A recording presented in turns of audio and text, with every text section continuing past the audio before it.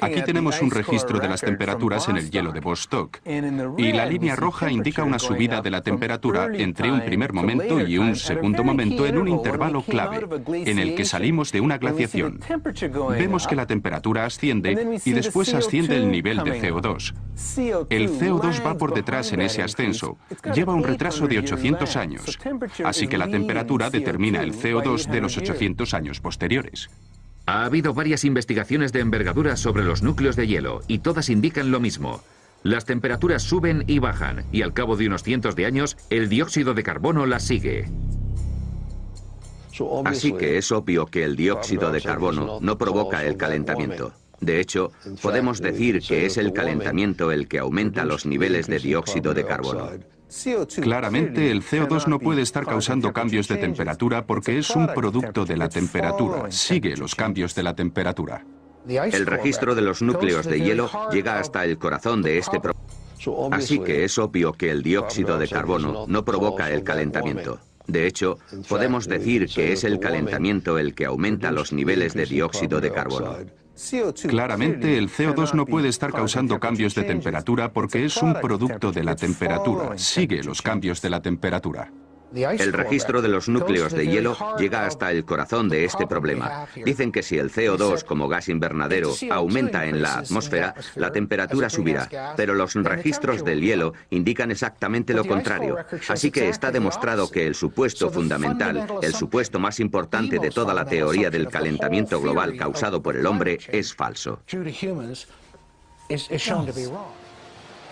La creencia popular de que el dióxido de carbono está provocando el cambio climático se opone a una multitud de datos científicos disponibles. Datos de los globos sonda y los satélites, datos de los núcleos de hielo y de los registros históricos de la temperatura. Pero si el CO2 no determina el clima, ¿qué lo hace? ¿No es extraño pensar que somos los humanos, cuando echamos gasolina al coche, cuando encendemos las luces, los que cambiamos el clima? Pero hay que mirar al cielo, a esa inmensa bola, el Sol. Incluso siendo más de 6.000 millones, no somos nada comparados con él. A finales de los 80, el físico polar Piers Corbin decidió probar un método revolucionario para predecir el tiempo.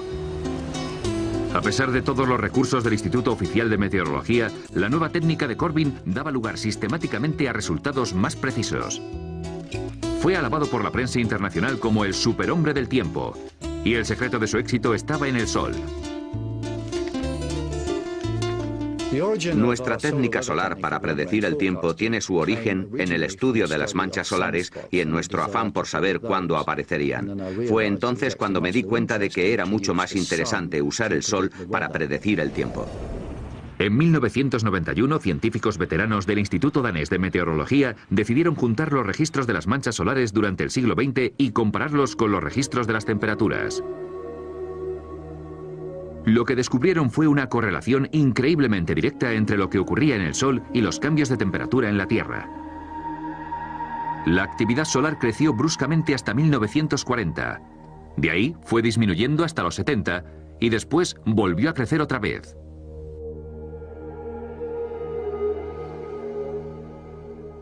Cuando observamos esta correlación entre la temperatura y la actividad solar o los ciclos de las manchas solares, la gente nos dijo, bueno, podría ser una coincidencia.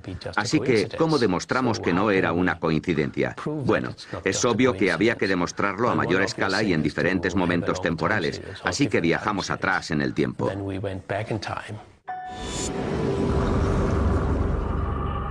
Si tuviéramos rayos X en los ojos, lo que ahora vemos como una pelotita amarilla nos parecería un tigre rabioso.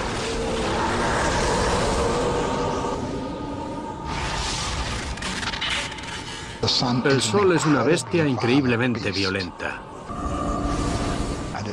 Nos bombardea con enormes explosiones, avalanchas de gas y un eterno viento solar que no deja de chocar contra la Tierra. De algún modo estamos dentro de la atmósfera del Sol.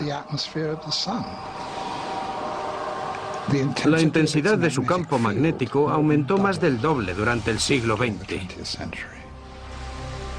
En 2005, astrofísicos de la Universidad de Harvard publicaron el siguiente gráfico en la revista oficial de la Unión Geofísica Americana. La línea azul representa los cambios de temperatura en el Ártico durante los últimos 100 años. Y este es el aumento del dióxido de carbono durante el mismo periodo. Las dos líneas no tienen una relación obvia. Pero volvamos al registro de las temperaturas y a esta línea roja, que representa las variaciones en la actividad solar durante el último siglo, registradas de forma independiente por científicos de la NASA y de la Administración Nacional Americana del Océano y la Atmósfera.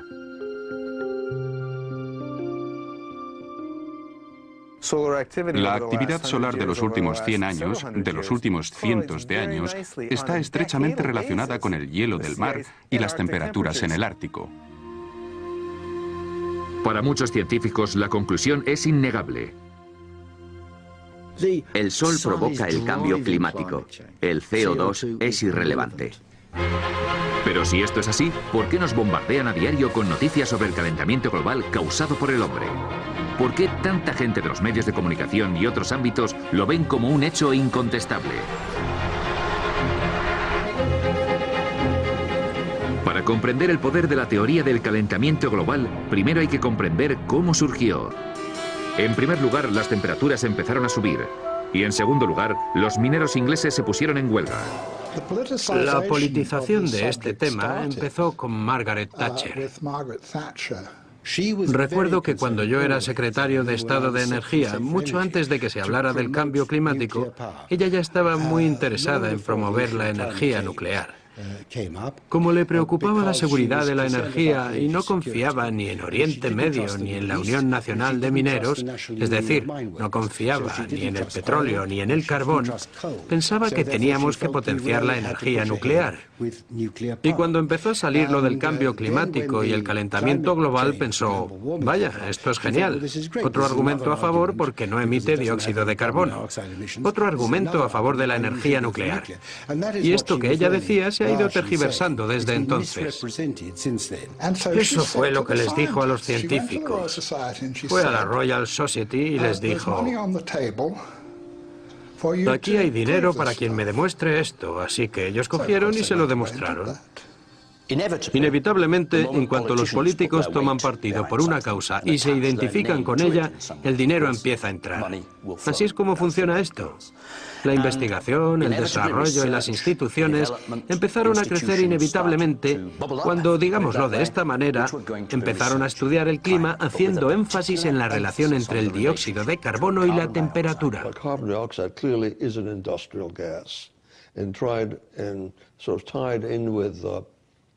Economic growth, with transportation in cars, with what we call civilization.